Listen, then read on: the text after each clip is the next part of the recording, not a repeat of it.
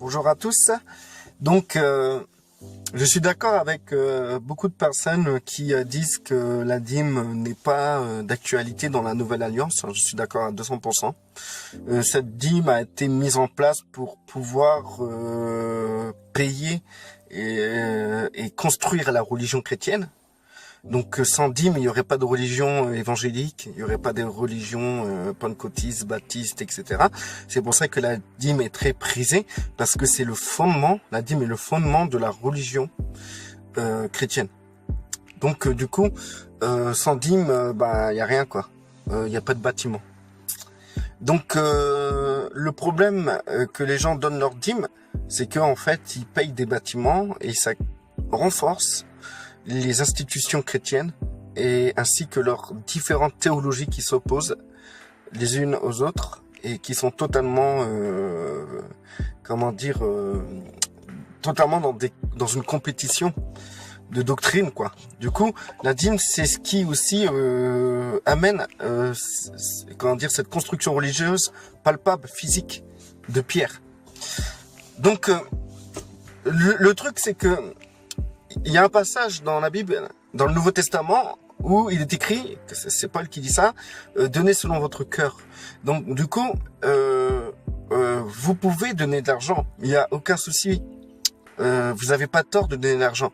Mais si vous vous basez sur des versets de l'Ancien Testament pour dire que vous payez la dîme, vous êtes incomplet et vous vous remettez sous la loi. Chose qui ne devrait pas être. Parce que Christ a tout accompli et il a surtout payé le prix. Il a payé toutes choses. Donc aujourd'hui, nous avons plus à nous mettre sous le couvert de l'Ancien Testament et sur certaines règles de l'Ancien Testament. Aujourd'hui, nous vivons une nouvelle alliance avec Dieu. Et donc l'ancienne ne peut pas se raccrocher à la nouvelle. C'est un peu l'image que le Seigneur a donnée que si on met un tissu neuf sur un vieux tissu, le tissu risque de se déchirer. On met pas du vin nouveau on met pas du vin nouveau dans des vieilles outres. C'est pareil. On n'utilise pas l'Ancien Testament dans la Nouvelle Alliance. C'est séparé. Donc du coup, aujourd'hui, ce qu'on peut comprendre, c'est que nulle part dans le Nouveau Testament, il est question de dîme. Mais on voyait que les disciples, quand ils avaient compris la réalité de leur rôle en tant que disciples du Christ, ils ont décidé de tout donner. Pas tout, mais de donner ce qui leur appartenait, de revendre des champs, des maisons, peut-être en trop. Ça veut pas dire que vous devez revendre votre maison, gardez-la. Franchement, gardez-la. Mais par exemple, tout ce qui est en trop, ils le vendaient et l'argent, ils le mettaient en commun. Pour que tous soient, pour pas qu'il y ait d'indigents.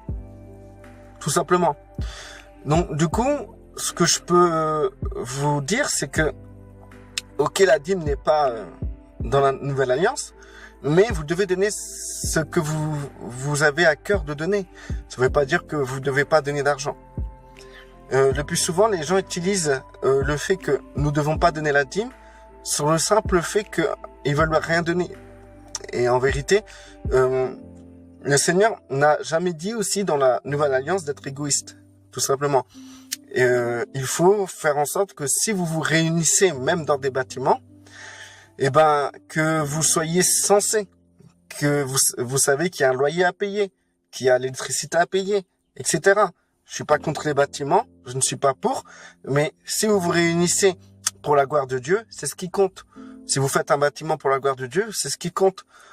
Ce qui compte, c'est la gloire de Dieu, pas la gloire, votre gloire personnelle, ni le bénéfice que vous pouvez en faire. Donc du coup, si vous vous réunissez quelque part, même si vous vous réunissez chez un frère, ce frère a un loyer à payer. Il a aussi de l'électricité à payer. Donc aidez ce frère si vous vous réunissez chez lui. Aidez ce frère à payer cette électricité. Payez aussi un peu une partie de son loyer, puisque c'est un endroit que vous aimez vous réunir. Autant bénir cet endroit avec des finances que vous avez. Si vous êtes en groupe quelque part, soit dans un bâtiment, dans une maison et même dans une forêt, faites en sorte qu'il n'y ait pas d'indigents, qu'il n'y ait pas de personnes qui soient moins couverts que vous. Mais plutôt, lorsque vous vous séparez pour que chacun rentre chez soi, que votre argent servent aussi en sorte que personne n'ait faim, rentre chez lui en ayant faim et qu'il ne puisse pas manger ni se vêtir. Donc, ok, la dîme est sûrement pas d'actualité dans la Nouvelle Alliance. On voit nulle part parler de dîme, mais il est clair que les disciples donnaient selon leur cœur. Et du coup, en sorte qu'il n'y ait pas d'indigent. Du coup, si vous avez compris qu'il n'y a pas de dîme, eh ben, donnez quand même selon votre cœur. Et si pour vous, il est important de payer la dîme, que vous croyez en ça, bah, donnez la dîme.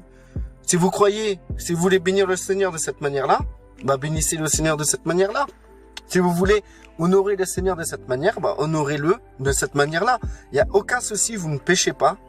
Et du coup, simplement, si ça devient un fardeau pour vous de donner la dîme, parce que vous n'avez pas les moyens et à chaque fois, tous les mois, vous galérez, eh ben, pensez d'abord à nourrir vos enfants, à nourrir vos voisins, vos prochains.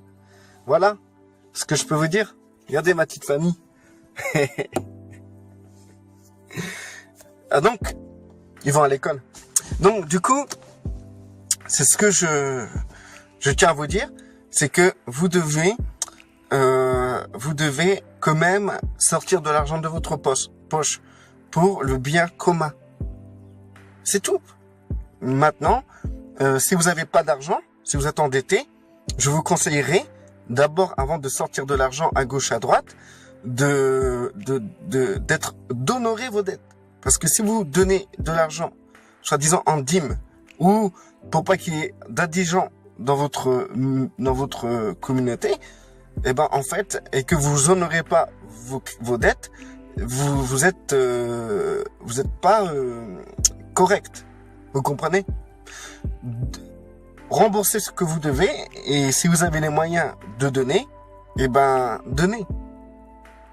Et surtout, une chose importante, Dieu va pas vous bénir par rapport à ce que vous donnez. En Christ, vous avez toute bénédiction. En Christ, vous avez l'héritage royal. Vous n'avez pas besoin de donner pour être béni. Vous êtes déjà béni, c'est pour cela que vous donnez. Voilà. Restez bénis.